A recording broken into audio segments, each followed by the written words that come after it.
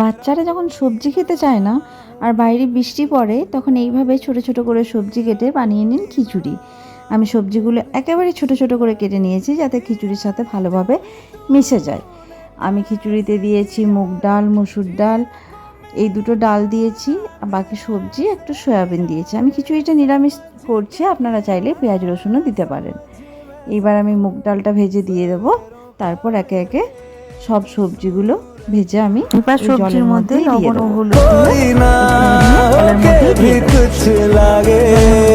দিয়ে নেবো। এবার আমি মশলাটা রেডি করে নেবো। একটু আদা কাঁচা লঙ্কা বাটা, একটু ধনে গুঁড়ো, জিরে গুঁড়ো, হলুদ গুঁড়ো, এইসব মশলা দিয়ে একটু কষিয়ে নেবো। খুব ভালো করে কষানোর দরকার নেই, একটু কষিয়ে ওটার মধ্যে একটু লবণ, একটু হলুদ, একটু মেথি পাতা দিয়ে মশলাটা আমি খিচুড়ির মধ্যে ঢেলে দেবো। শেষে একটু গুড় আর একটু ঘি দিয়ে খিচুড়ি নামিয়ে নেবো।